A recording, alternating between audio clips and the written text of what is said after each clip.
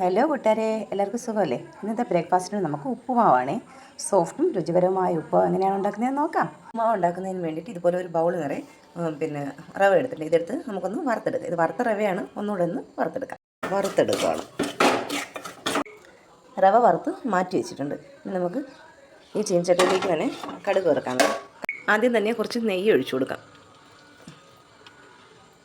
കുറച്ച് നെയ്യ് ഒഴിച്ച് നെയ്യ് ചൂടാകുമ്പോഴേക്കും അതിനകത്തേക്ക് അണ്ടിപ്പരിപ്പ്, മുന്തിരി, കടലപ്പരിപ്പ് ഇതെല്ലാം കൂടെ ഇട്ടൊന്ന് വറുത്തെടുക്കാം. വറുത്ത് നമുക്കൊന്ന് കോരി വയ്ക്കാം. അതിനുശേഷം ബാക്കിയെല്ലാം കൂടെ ഇട്ടൊന്ന് കടുവെക്കാം. അല്ലെങ്കിൽ ഇതെല്ലാം കൂടി കിടന്ന് കരിഞ്ഞു പോകും. അതുകൊണ്ട് ഇതൊന്ന് വറുത്ത് കോരി മാറ്റി വയ്ക്കും.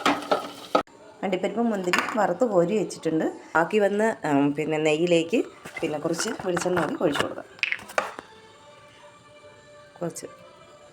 കുറച്ച് വെളിച്ചെണ്ണ കൂടി ഒഴിച്ച് നമുക്ക് ബാക്കിയുള്ള സാധനങ്ങളെല്ലാം ചേർത്ത് ഒന്ന് കടുവെക്കാം. ചൂടായി വന്ന എണ്ണയിലേക്ക് കടുകിട്ടു, അത് പൊട്ടി, 2 പച്ചമുളക് ഇട്ടു, കുറച്ച് ഉഴുന്ന് പരിപ്പ് ഇട്ടു, കുറച്ച് കറിവേപ്പില. ഇതെല്ലാം കൂടി കടുക് വറുക്കും. ഇതിലേക്ക് നമുക്ക് അരിഞ്ഞു വെച്ചേക്കുന്ന ഇഞ്ചി, പച്ചമുളക്, ക്യാരറ്റ്, സവാള ഇതെല്ലാം കൂടി ചേർത്ത് ഒന്ന് വഴട്ടാം.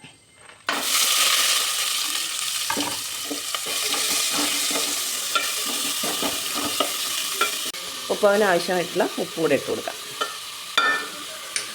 എന്നിട്ട് നന്നായിട്ട് ഇതൊന്ന് ഇളക്കി വാട്ടിയെടുക്കാം. ഇത് നന്നായിട്ട് വാടി വന്നിട്ടുണ്ട്. ഇതിലേക്ക് നമുക്ക് ചെറുതായി വെച്ചേക്കുന്ന ഈ തേങ്ങ കൂടി ഇട്ട് കൊടുക്കാം.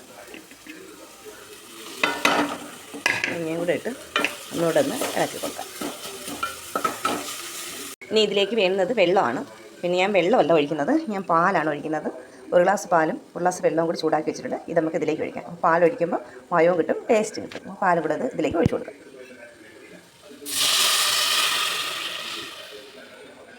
ഇത് ഇത്ര വെള്ളം പോരാ, 1 ഗ്ലാസ് വെള്ളവും കൂടി ഒന്ന് ചൂടാക്കി വെച്ചിട്ടുണ്ട്. ആ വെള്ളം കൂടി ഇതിലേക്ക് ഒഴിച്ചു കൊടുക്കാം. നന്നായിട്ടൊന്ന് തിളക്കട്ടെ. തിളച്ച് വന്ന ഈ പാലും വെള്ളം ഇതിനകത്തേക്ക് നമുക്ക് ഈ വറുത്ത് വെച്ചേക്കുന്ന റവ കുറച്ചായിട്ട് ഇട്ട് കൊടുത്ത് ഒന്ന് ഇളക്കി കൊടുക്കാം. എല്ലാം ഇട്ട് നന്നായിട്ട് ഒന്ന് ഇളക്കി യോജിപ്പിക്കാം. നന്നായി ഇളക്കിയ ശേഷം ഇതൊന്ന് അടച്ച് വെച്ച് ഒന്ന് വേവിക്കാം. കുറച്ച് നെയ്യും കൂടി അതിൻ്റെ പുറത്തൊന്ന് തൂക്കി കൊടുത്തതിന് ശേഷം ഒന്നുകൂടെ ഒന്ന് ഇളക്കിയതിന് ശേഷം നന്നായിട്ട് വേവാൻ വേണ്ടിയിട്ട് ഇതൊന്ന് അടച്ച് തട്ടിപ്പത്തി ഒന്ന് വേവിക്കാം. നേരത്തെ വറുത്ത് വെച്ചിരുന്ന അണ്ടിപ്പരിപ്പും മുന്തിരിങ്ങയും കൂടി ഇതിനകത്തേക്ക് ചേർത്തിട്ടുണ്ട്. കണ്ടോ, രുചികരമായ ഉപ്പുമാവ് റെഡി. Okay, by.